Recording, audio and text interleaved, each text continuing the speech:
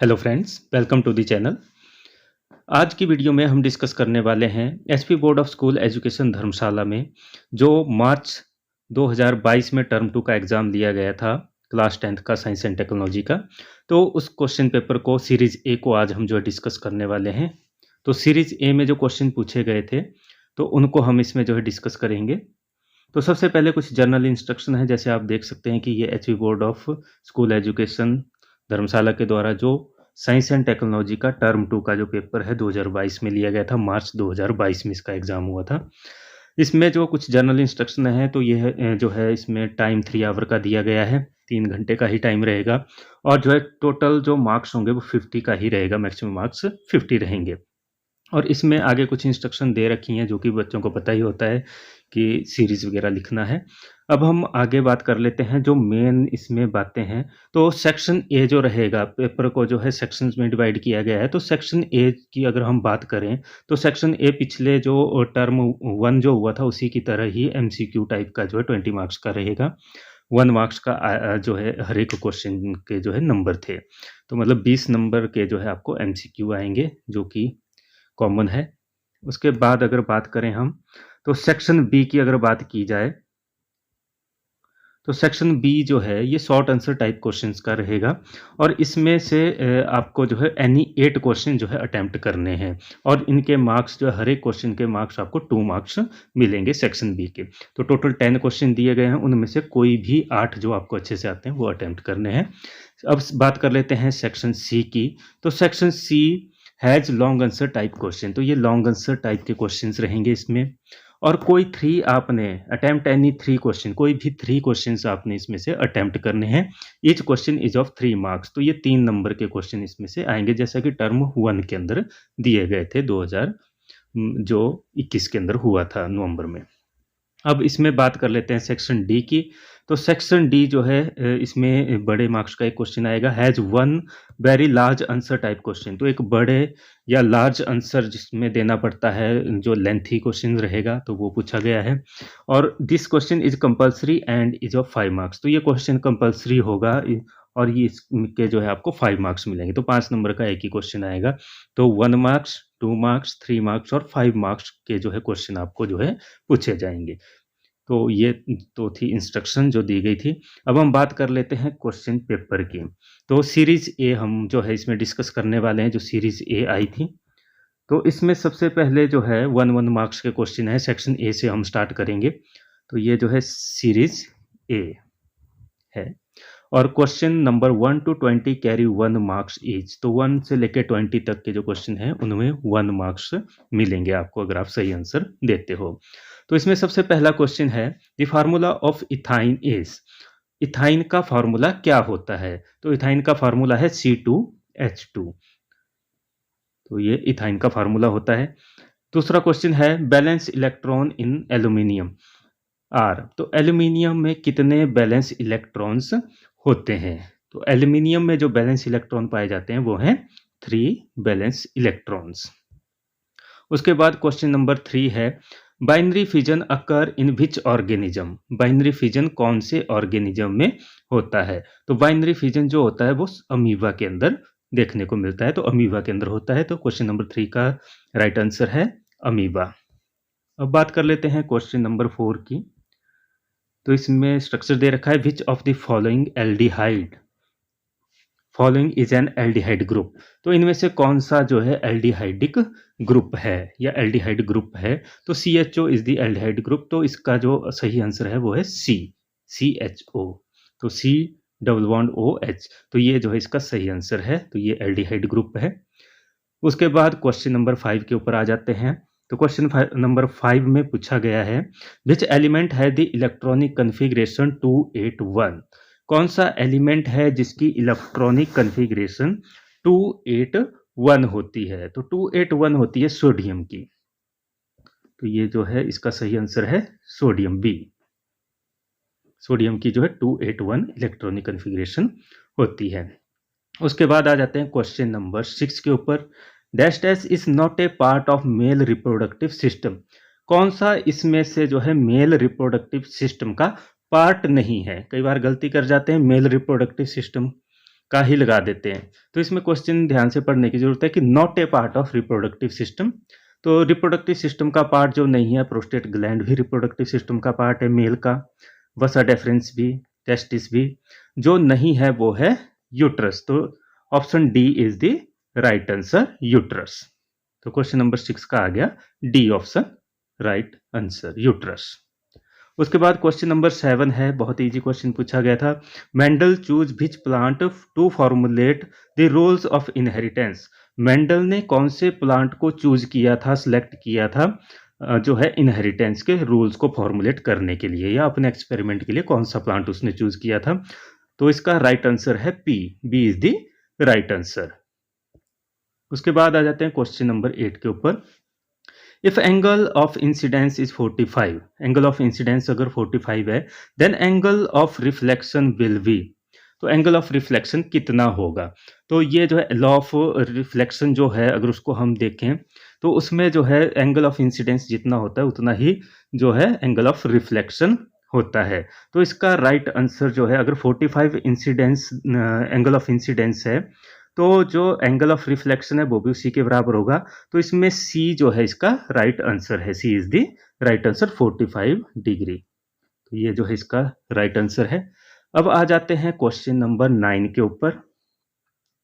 Which part of the I is responsible for changing the focal length of the crystalline lens. कौन सा part होता है आई का जो रिस्पॉन्सिबल होता है फोकल लेंथ को जो है चेंज करने के लिए, क्रिस्टलाइन लेंस के, या लेंस की जो फोकल लेंथ चेंज करता है वो कौन सा पार्ट होता है। तो इसका सही आंसर है सिलिलरी मसल्स। ये सिलिलरी मसल्स क्या करते हैं, उसकी फोकल लेंथ को एडजस्ट करने का काम करते हैं, चेंज करने का काम करते हैं। तो क्वेश्चन नंबर 9 का राइट आंसर है सी ऑप्शन, सिलिलरी मसल्स। अब आ जाते हैं क्वेश्चन नंबर 10 के ऊपर। Which lens is appropriate to correct the near sightedness. Near sightedness को करेक्ट करने के लिए कौन सा लेंस यूज किया जाता है, या मायोपिया को करेक्ट करने के लिए जो है कौन सा लेंस यूज किया जाता है। तो इसके लिए यूज किया जाता है कनकेव लेंस। तो बी ऑप्शन जो है राइट आंसर है, बी है कनकेव लेंस। तो B is the right answer. उसके बाद आ जाते हैं क्वेश्चन नंबर 11 के ऊपर। How much percentage of organic matter is available for the next level of consumer in a food chain. अब इसमें पूछा गया है कि कितनी परसेंटेज जो है ऑर्गेनिक मैटर की अवेलेबल हो पाती है नेक्स्ट लेवल के कंज्यूमर को किसी फूड चेन में। तो इसका राइट आंसर है बी ऑप्शन, 10%। तो 10% जो है नेक्स्ट लेवल के लिए जो है बचता है, जो 10% लॉ में भी बताया गया है। तो एक लेवल से जब दूसरे लेवल में एनर्जी ट्रांसफर होगी तो नेक्स्ट लेवल को जो है 10% ही मिल पाता है टोटल एनर्जी का।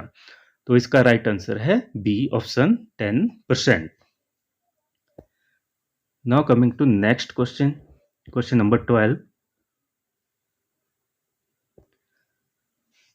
तो क्वेश्चन नंबर 12 में है, how much distance is covered by Ganga river from Gangotri in Himalayas to Ganga Sagar in Bay of Bengal. तो कितना डिस्टेंस, ये है क्वेश्चन नंबर 12 हमारा, कि हाउ मच डिस्टेंस, कितना डिस्टेंस कवर किया जाता है गंगा रिवर के द्वारा from Gangotri in Himalayas to Ganga Sagar in the Bay of Bengal. तो हिमालय से गंगोत्री से जब निकलती है तो जहाँ पर ये बे ऑफ बंगाल में पहुँचती है गंगा सागर में, तो कितना डिस्टेंस ये टोटल कवर करती है। तो इसका राइट आंसर है 2500 किलोमीटर। तो D option is the right answer. तो 12 का आ गया D option is the right answer. 2500 kilometre का डिस्टेंस गंगोत्री से लेके गंगा सागर तक जो है गंगा रिवर जो है ट्रेवल करती है। उसके बाद आ जाते हैं क्वेश्चन नंबर 13 के ऊपर। Among the 5 R's to save environment what does the second R stand for. तो 5 R जो एनवायरमेंट को सेव करने के लिए हैं, उनमें 5 में से जो सेकंड R का क्या मतलब है, क्या स्टैंड करता है, उसका क्या मतलब है। तो सेकंड R का जो मतलब है वो है reduce, this is the reduce. तो second R is stands for reduce. उसके बाद नेक्स्ट आ जाते हैं क्वेश्चन नंबर 14 के ऊपर। C3H8 is the formula of. C3H8 किसका फॉर्मूला है। तो ये है फॉर्मूला प्रोपेन का। Option A is the right answer. अब आ जाते हैं तो 14 का ऑप्शन ए C3H8 है, तो ये प्रोपेन का जो है फॉर्मूला है। अब आ जाते हैं क्वेश्चन नंबर 15 के ऊपर, which among these element is a non metal. कौन सा जो एलिमेंट है, यह है क्वेश्चन नंबर 15 हमारा, which among these element is a non metal, कौन सा जो है इनमें से नॉन मेटल है। तो नॉन मेटल की बात करें तो इनमें जो है सोडियम और लिथियम तो मेटल्स की कैटेगरी में आते हैं, हाइड्रोजन जो है ये नॉन मेटल है, और बोरोन एक मेटलॉइड है। तो hydrogen is the right answer, क्योंकि हमसे नॉन मेटल पूछा गया है। अगर मेटलॉइड पूछा गया होता तो बोरोन होता। तो hydrogen is the right answer. तो इसमें हाइड्रोजन जो है एक नॉन मेटल है जो गैसियस फॉर्म में पाया जाता है। अब आ जाते हैं क्वेश्चन नंबर 16 के ऊपर, what causes syphilis disease in the humans. Humans के अंदर सिफेलिस डिजीज कौन प्रोड्यूस करता है, ये है क्वेश्चन नंबर 16 हमारा। Question number 16, what causes syphilis disease in human. तो ह्यूमन में सिफेलिस डिजीज जो है बैक्टीरिया के इन्फेक्शन के द्वारा क्यूज होती है, बैक्टीरिया इसको क्यूज करता है। तो option D is the right answer, bacteria. अब आ जाते हैं क्वेश्चन नंबर 17 के ऊपर, which type of covalent bond is present in the O2 molecule. तो O2 मॉलिक्यूल में किस तरह का कोवलेंट बॉन्ड जो है पाया जाता है। तो O2 की अगर हम बात करें तो O2 में जो कोवलेंट बॉन्ड जो पाए जाते हैं तो वो पाया जाता है डबल कोवलेंट बॉन्ड। तो इसमें ऑप्शन हमारे पास सिंगल, डबल, ट्रिपल और नन ऑफ दीज दे रखा है। तो इसका राइट आंसर जो रहेगा वो है डबल बॉन्ड। क्वेश्चन नंबर 17 का राइट आंसर है double bond. This is the B option. तो B option is the right answer. अब नेक्स्ट आ जाते हैं आगे क्वेश्चन नंबर 18 के ऊपर। इसमें पूछा गया है, विच पार्ट ऑफ द, ये है हमारा question number 18, which part of the I is use during an eye transplant. कौन सा पार्ट जो है आई का जो है ट्रांसप्लांट के लिए यूज किया जाता है ड्यूरिंग एन आई ट्रांसप्लांट। तो कौन सा ट्रांसप्लांट के लिए जो है यूज होता है, जिसको ट्रांसप्लांट किया जा सकता है, तो वो पार्ट होता है कॉर्निया। तो cornea is the right answer. तो इसमें बी ऑप्शन जो है हमारा आ जाएगा। तो B option cornea is the right answer. तो ये है cornea is the part of the eye which is used during an eye transplant. तो जिसको आई ट्रांसप्लांट के दौरान यूज किया जाता है। अब इसके बाद आ जाते हैं क्वेश्चन नंबर 19 के ऊपर, while moving from bottom to top in a food chain the amount of energy transfer to next level. अब इसमें बोला गया कि बॉटम से टॉप की तरफ जब हम किसी फूड चेन में मूव करते हैं तो अमाउंट जो एनर्जी का जो ट्रांसफर हो रहा होता है नेक्स्ट लेवल में, उसको क्या होता है, वो इंक्रीज होता है, डिक्रीज होता है, या रिमेन सेम रहेगा, या नन ऑफ दीज। ये हमारे पास ऑप्शंस हैं। तो इसका आंसर है क्वेश्चन नंबर 19 का, तो मतलब बॉटम से टॉप की तरफ अगर हम जा रहे हैं किसी भी फूड चेन में तो उसमें डिक्रीज करता है जो एनर्जी का अमाउंट होता है। जैसे हमको पता है 10% लॉ के हिसाब से चलता है, तो ये जो है डिक्रीज होगा। B option is the right answer. तो 19 का बी जो है सही आंसर है। उसके बाद आ जाते हैं लास्ट जो एमसीक्यू था इस पेपर का, सीरीज ए का 2022 के टर्म 2 का। तो इसमें पूछा गया, what is the basis of classification of elements in modern periodic table. तो मॉडर्न पीरियोडिक टेबल में किस बेसिस के ऊपर जो है एलिमेंट्स की क्लासिफिकेशन की गई है, तो वो आप सभी को पता ही होगा, वो है right option atomic number. A option is the right answer. तो 20 की ए ऑप्शन एटॉमिक नंबर के बेसिस पे जो है क्लासिफाई किया गया था उसके अंदर जो है एलिमेंट्स को।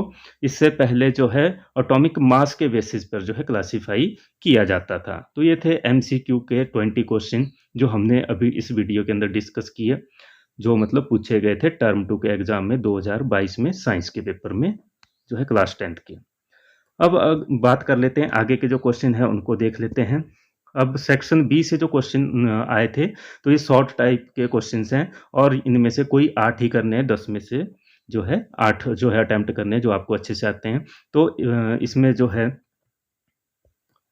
क्वेश्चन नंबर 21 है, write the chemical formula of butanone and draw its structure. 2 number का पूछा गया था। क्वेश्चन नंबर 22 है, what are the saturated hydrocarbon, give one example. तो सैचुरेटेड हाइड्रोकार्बन क्या है और उनका एक एग्जाम्पल पूछा गया था। What do you mean by the atomic radius, give its unit। Atomic radius क्या होता है और उसका यूनिट बताएं। ये जो है क्वेश्चन था 23। क्वेश्चन नंबर 24 है name any to bisexual flower. तो बाइसेक्सुअल फ्लावर के नाम बताने के लिए बोला गया है दो के, तो 2 नंबर का ये था।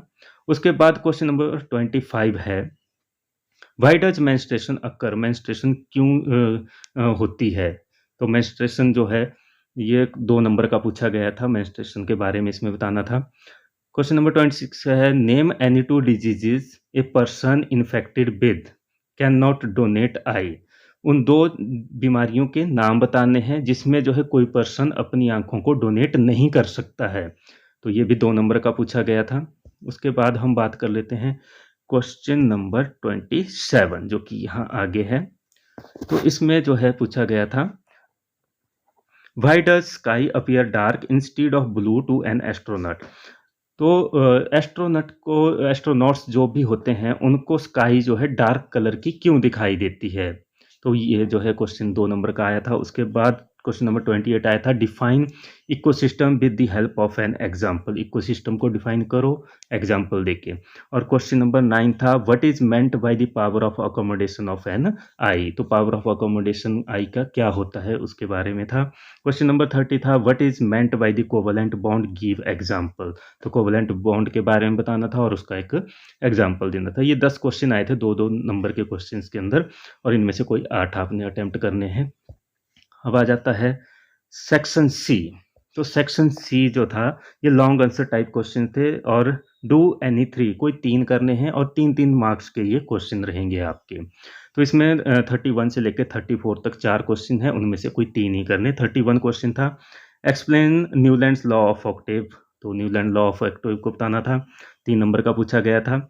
How does binary fission differ from the multiple fission. Binary fission कैसे डिफर करता है मल्टीपल फिजन से, give one example of each. ये 3 जो है क्वेश्चन 32 था 3 मार्क्स में। और उसके बाद आया है question number 33 how do Mendel's experiment show that traits may be dominant और रिसेसिव। मेंडल के एक्सपेरिमेंट से कैसे पता चलता है कि ट्रेड्स जो हैं डोमिनेंट और रिसेसिव होते हैं। 3 मार्क्स में ये क्रॉस के साथ जो एक्सप्लेन करना है 3 मार्क्स में पूछा गया है। और 34 क्वेश्चन है व्हाट इज रिफ्लेक्शन। रिफ्लेक्शन क्या है, explain the law of reflection. Law of reflection को एक्सप्लेन करें।